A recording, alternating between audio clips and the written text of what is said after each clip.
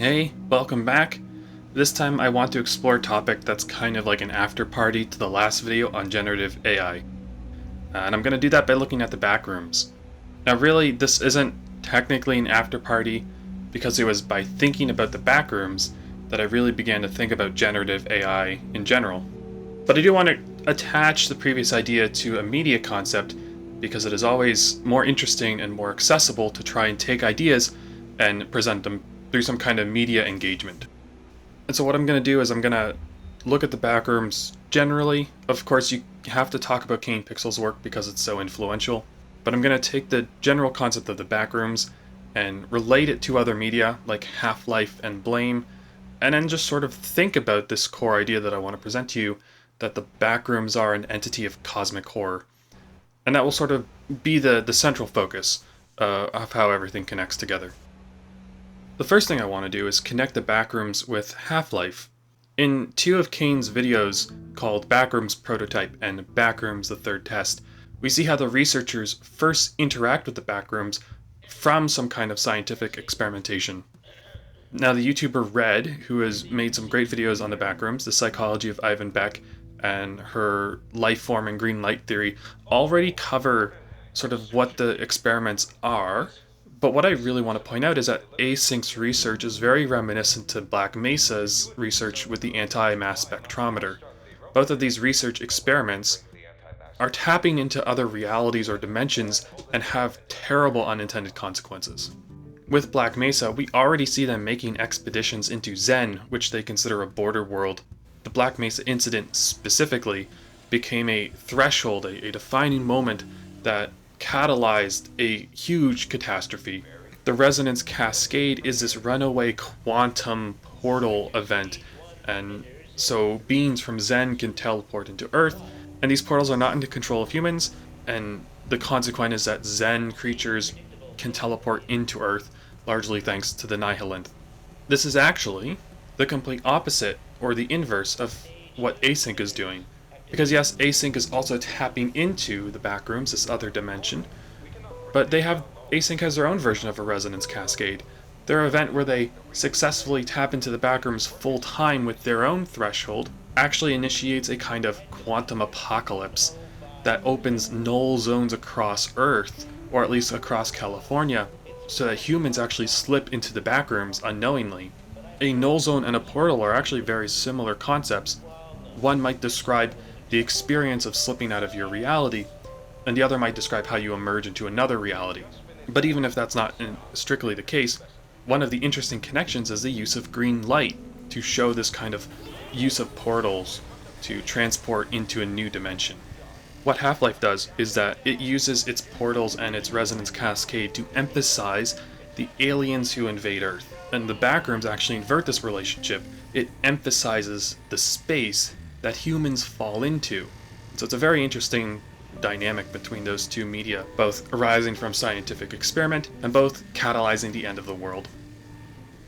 So what goes on is that there is an establishment of this quantum portal rift that continually expands.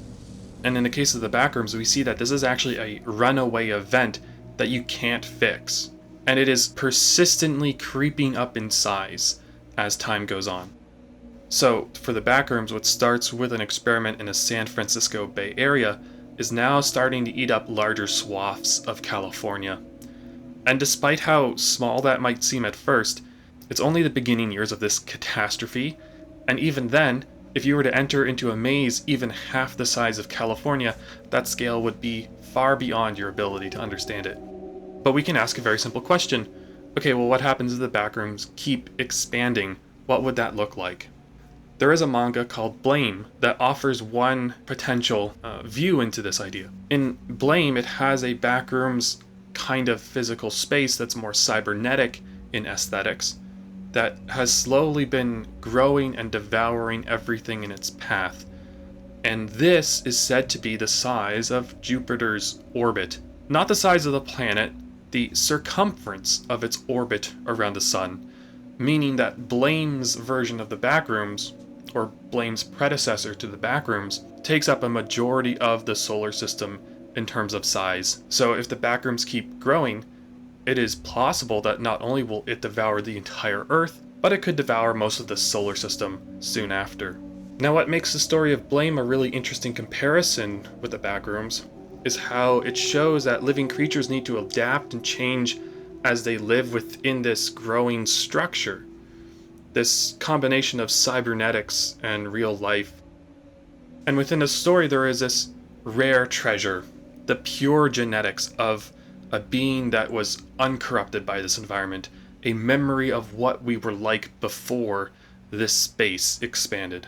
Everyone else has succumbed to this cybernetic body horror, where they are part machine and part human and part monster, and pure humans don't exist. And so the pursuit of those pure genes become an important story element.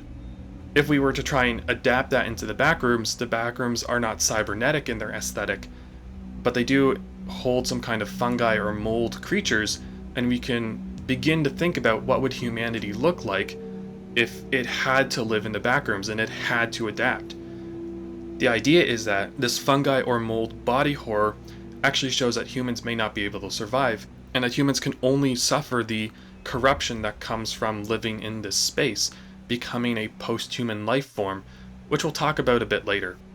But in depictions of the Backrooms, we only see the beginning stages of this catastrophic event, whereas Blame extends that into the far future. You just see it as it's continuing along its path. The beginning of that cataclysm is lost to history.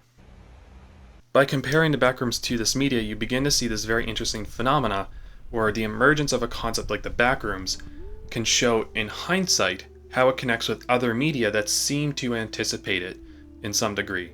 Now, Half-Life and Blame are not anticipating the Backrooms as a phenomena, but the similarities in the concepts that they have get reworked and repurposed and find continuity in this different media space.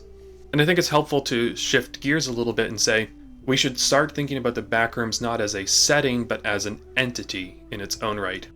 That is to say, it's not a space that facilitates the storytelling, it is a character that is deeply engaged in the story.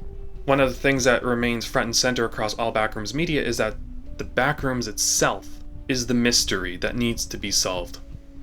It's really the driving force of the story and the cause of tension and conflict. Even the fact that people rarely enter the Backrooms on purpose, they engage with null zones unknowingly, and it is as if a force from the Backrooms pulls them in, as if it is the space that is doing this and not some kind of monster within it. And within the Backrooms itself, it also alters the space and alters time, it teleports people around, so we can begin to describe the Backrooms as having action, as if it were a monster in its own right. And I think what's really interesting is that Kane Pixels has used the found footage genre extensively in his work, and that actually places the Backrooms in a central character position, because with every new tape we get a different point of view character. Found footage 1, 2, and 3 are just different people who presumably die.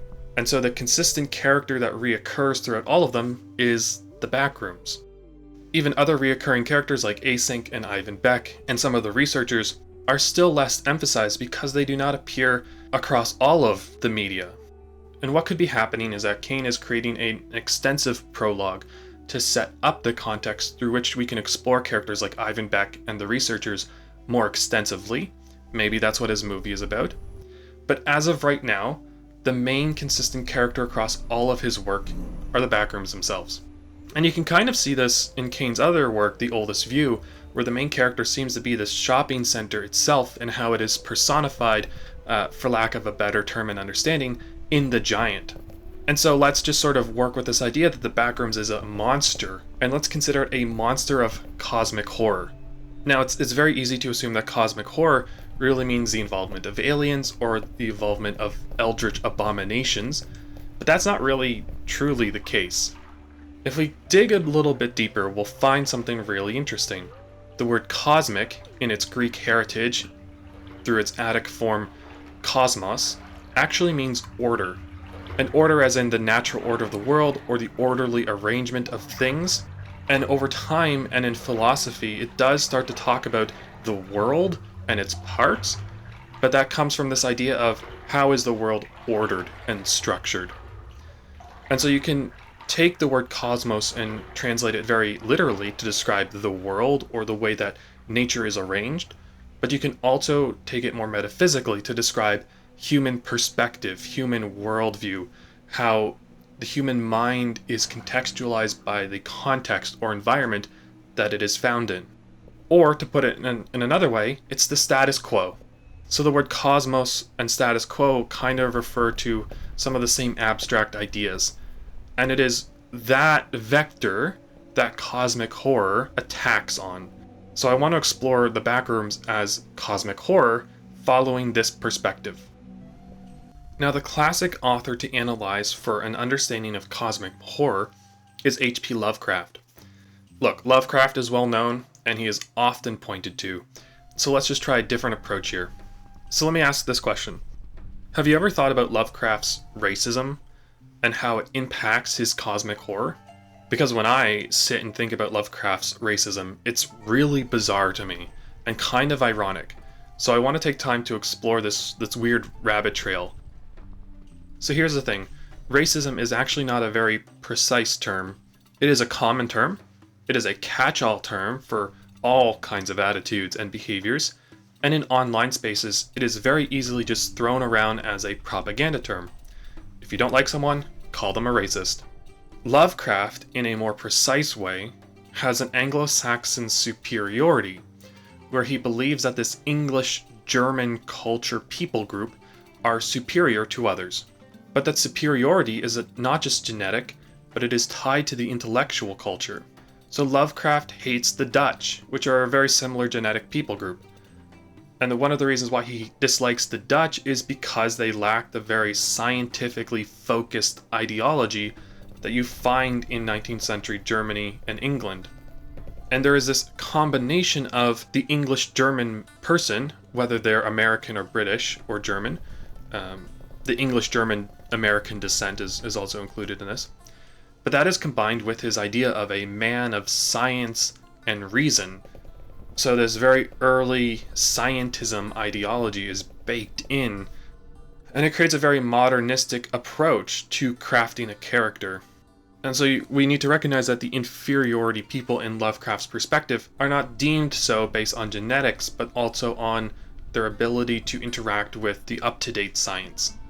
And so the combination of the Anglo-Saxon genetics and the scientific approach form the typical archetype for Lovecraft's main character. But here is what is strange. When you read Lovecraft stories, he's not doing some kind of 4D chess maneuvers of irony. He's not pretending to be racist, he is racist in a very honest and straightforward manner. And he wants his stories to be horrific to that perspective. He's trying to attack the superior vision of the Anglo-Saxon race and the scientism by saying here is horror that undermines it completely. So when you read Lovecraft's stories, you'll notice that it is not about an Anglo-Saxon man of science who goes out into the world, encounters a monster, feels fear, but then is able to conquer it, defeat the monster, and return home and show his superiority. No, that's not what Lovecraft's stories are about. Instead, it's the Anglo-Saxon man of science who goes out into the world and encounters a monster, is unable to reconcile its existence with his own worldview, and so he either dies or he goes mad. And even when the person escapes the immediate danger, they can never reconstruct the worldview that they have, nor can they ever reconcile it with what they've experienced. So there is no happy ending for this person. In almost all cases, they will leave a journal describing their superstitious and mad ramblings that make them basically the very person they were criticizing, and ultimately they find themselves unable to cope with it, and so they take their own lives. Throughout the course of the story, these people have their worldview shattered, and it just can never be repaired. So the only response that they can find to this experience is death. And the irony comes about is that the quote-unquote Lovecraft's inferior people groups are actually able to cope just fine with these eldritch entities through the use of their superstitions and what seems to be madness. But it is the Anglo-Saxon scientific person with reason who Lovecraft sees as superior who is really the only one unable to cope with the world as it is. And when they discover that the world is different from how they imagined it, they can never correct that. And so that creates this huge irony throughout his entire corpus. And it's as if Lovecraft is showing that this attitude of superiority with genetics and science is deeply insufficient for grasping the actual world as it actually is. And so there's a strange consequence that people who read Lovecraft do not feel compelled to buy into this championed idea of an Anglo-Saxon superiority. You read Lovecraft and you feel like a sense of pity for these deeply broken and failed people who cannot seem to cope with the world because they're no longer the ones in power.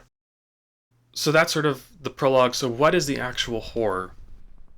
An encounter with the monster leaves the protagonist scarred for life. But why? And I think the answer comes from this idea of an epiphany.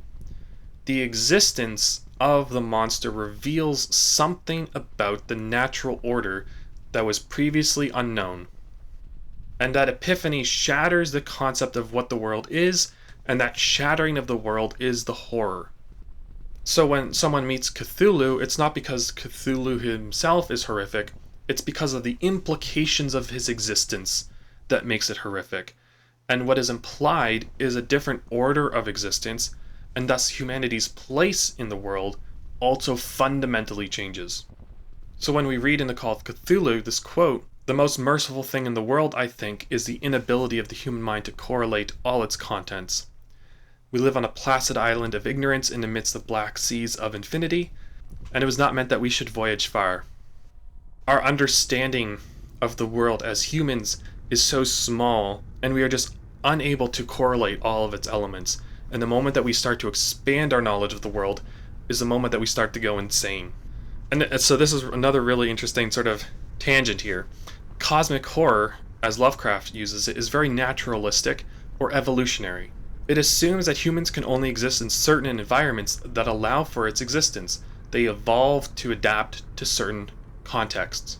And so when you change the context, you change the required environment for humans to be humans. So pause.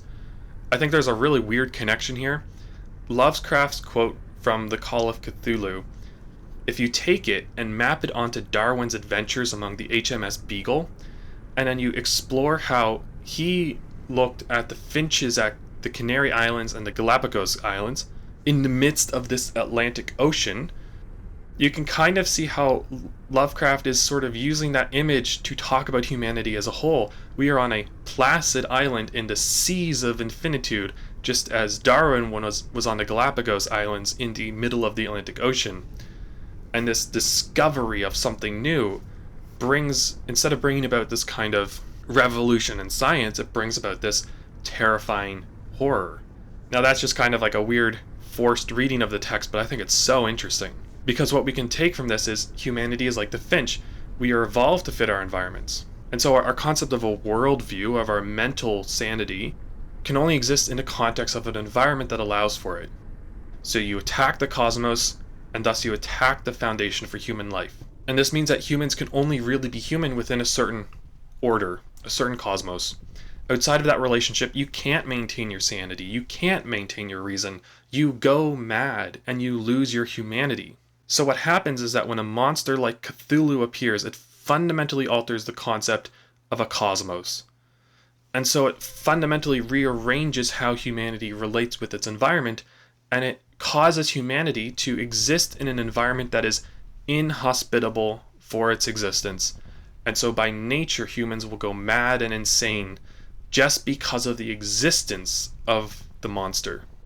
Or I should say, because the monster gives an epiphany about the whole structure of the universe. So when we adapt this concept to the Backrooms, we say the Backrooms is an entity of cosmic horror. Its existence reorients the concept of human environment and the human cosmos. It is a radical rearrangement of nature. And so because that nature is rearranged, humanity also fundamentally falls through those gaps. So in the Backrooms itself, and even just with an awareness of what the Backrooms are doing, humans can't remain human. They start to go insane and become something else. And that's the horror. And that's why the Backrooms is a entity of cosmic horror.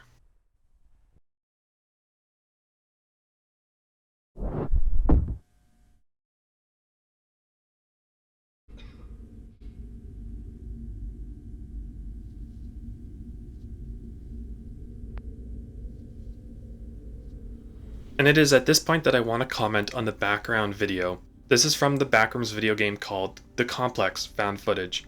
It has a sequel out, but this is the first one. And I want to give this game the following high praise. I hate this game so much. I don't want to play it. That's the high praise. So let me pause and sort of take a step back. I encountered the Backrooms first through Nightmind's review of the series. And so what stood out for me when I first encountered the Backrooms was not the scariness of the space, but how Kane Pixels used great audio design and creepy monster design and the compelling chase sequence with the twist ending. All of that of Found Footage 1 was spectacular and scared me half to death. Loved it. But only in playing the game did I begin to realize how psychologically threatening the Backrooms actually are. And this made me think that the Backrooms itself act as a material contrapasso towards human senses.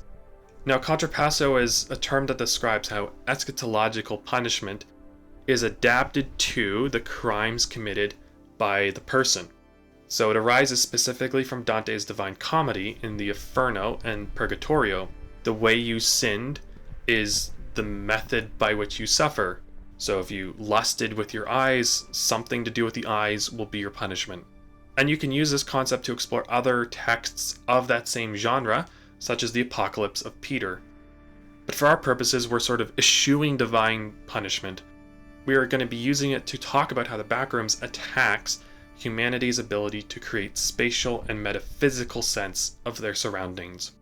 So first, let me just sort of summarize some of the spatial attacks. It disrupts humanity's ability to spatially ground themselves in their environment. Every room has openings to other rooms, and no location in the Backrooms is completely shut off. So nothing can properly be called a room in a way that we would like it to be. Additionally, every space we find ourselves in opens up into a near identical looking location, so that our ability to differentiate one location from another becomes overwhelmed by a near infinite number of identical looking spaces. Following along these lines, the Backrooms are lit by strong office lights that would cause headache over time, and this is especially clear to those who are sensitive to lights. But interspersed throughout the area are these dark places without light, so that the oscillation between the bright light and the dark generates a sense of fear and paranoia of what might be lurking just out of sight. Along with the light, there is this drowning noise of static that, like tinnitus, just never leaves people alone. And what is not typically captured in the digital or found footage format is that the smell of the Backrooms and the touch are also unpleasant. It's moldy, it's damp, it's rank. And so what this means is that our senses that connect us and ground us in our environment are attacked and constantly overwhelmed. And so this means that our capacity to adapt to the Backrooms would prove exceedingly difficult, if not impossible. And long exposure to these conditions over time would just leave humans physically and mentally exhausted. The Backrooms grate on the human conscious experience and would likely induce a state of madness, or it would produce a trance-like state, an altered state of perception that would slowly remove humanity from their sense of what is real and what is illusionary. In this hypothetical perceptive state, the human would be accompanied by hallucinations, even small instances of, did I just see something out of the corner of my eye? This would increase paranoia, and that would just persist as you continue to exist in the Backrooms. And that paranoia would put you in a constant fight or flight fear response because you would think you were being hunted or stalked by someone or something. So long exposure to all of these would ruin anyone's sense of mental stability. The metaphysical side of it is similar to the video on generative AI. The Backrooms reproduces elements from our world, and so we can talk about it having Earth as a data set. So it is creating these close approximations of wallpaper and light and carpet, but especially of real-world objects that are incorporated into its structure. These objects, which were once recognizable, now find themselves decontextualized because of their place in the backrooms. That is to say, objects have meaning due to the relationship and function in their environment, but when you remove that, you remove the meaning of the object. A circle of chairs around a table in a dining room just makes a ton of sense. That's where you sit and eat. But in the backrooms, if you come across a table surrounded by chairs, it has no meaning. There's nothing of value there. It's just the object. But a human will come across and they'll go, I understand what the table surrounded by chairs is like in the real world. And they will assume, sort of unconsciously, that this also has a similar meaning. But that's wrong. The backrooms negate the meaning of objects that are within it. So we cannot create a cosmos from the world that we interact with. And everything that used to generate meaning or symbolism no longer does so. And so this erodes humanity's ability to create a cosmos, which we fundamentally need to remain human. The backrooms is a material void. It is a physical space that destroys every sense of symbolic value. And even the temporal time of the past, the future, or the development of the lifetime become washed away in the deep ocean of the ever-present now that characterizes the endlessly near-identical spaces of the backrooms. Now let's reapproach the backrooms from this angle of cosmic horror. Cosmic horror overwrites a person's cosmos, the order in which they live thanks to the environment that they come from. And it attacks that via an epiphany that comes from encountering a monster. It's not what the monster does, it is the implications that arise from the monster's existence. So when humans encounter the backrooms, they are encountering a space that fundamentally is inhospitable to their existence. And the implications that arise from encountering it is that this is something that is eating away and consuming the earth. This is the beginning of the end of humanity. The final moments of life on earth will be the flash of green light that consumes them and gives way to the endless green walls of the backrooms. And that understanding of the world is the horror. And let's be clear, the expansion of the backrooms is an extinction level event. It will cause humans to go extinct. And it is creating something new using Earth and humanity as its data set. It shows that humans are repurposed to make post-human life forms. We are confronted by the liminality of the human body and the meaninglessness of our conscious experience. So while the terms liminality and liminal spaces is currently a popular aesthetic on the internet, the terms go back to cultural anthropologists Victor Turner and his work that builds from Arnold van Gennep. In Turner's work, Liminality and Communitas, he uses liminality to describe, if I've understood it correctly, I'm no anthropologist, the quality of a rite of passage. In a rite of passage, a person changes how they relate to a community. They are neither really a part of the community anymore, but they're not separate from it. They were a part of it as children, but now they are becoming something new.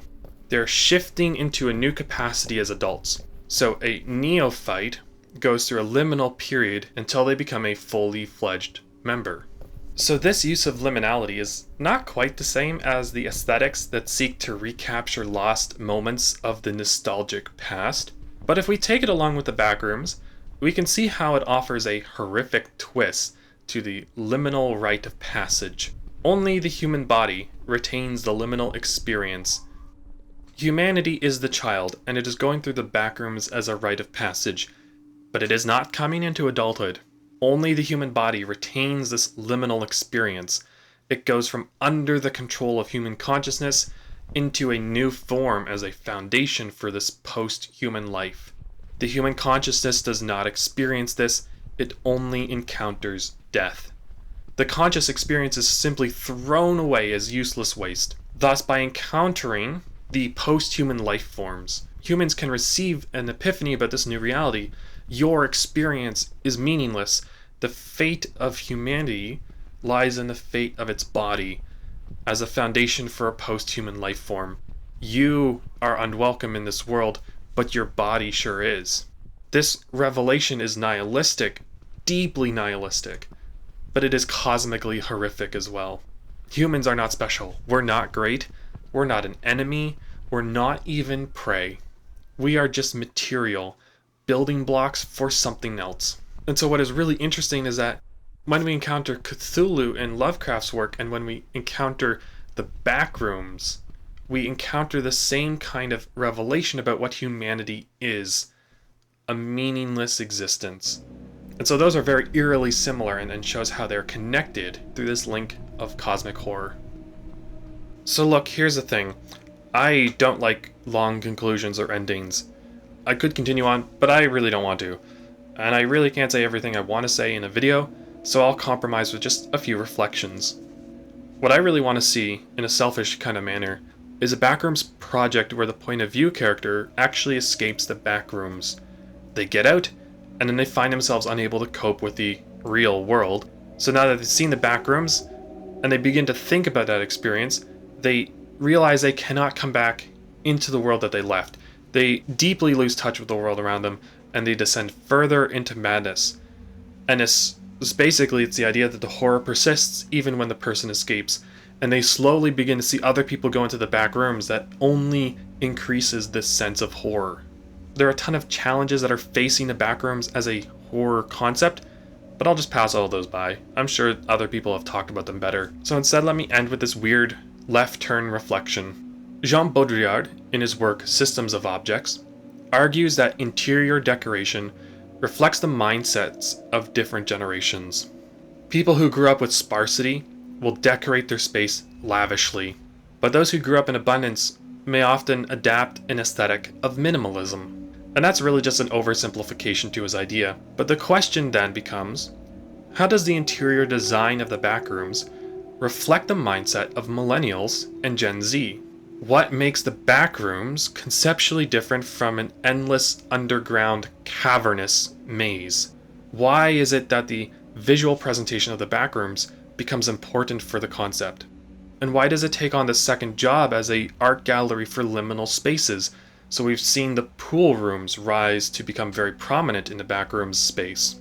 So what does that do? What does that add to the concept? And so how can we use the interior design of liminal spaces to speak and address anxieties and issues we all face? And what even are those anxieties and issues? Is liminality itself a desire for the modern but pre-tech world, a counterpart to the increasing concept that we live in a dystopia? What is liminality really? Why do we want this nostalgic past? What have we felt that we have lost in this new tech-dominated world? Because when we explore those questions, we can begin to ask, well, how do the Backrooms correlate to that as a media space? So how can we create horror that addresses and attacks these issues in a way that is very powerful for us? And I think King Pixel's work demonstrates enough for us that there's still a lot of room for horror in the Backrooms. And I'm personally just really excited to see where this concept will go and evolve and change. And so that's it. That's all I have. See you later.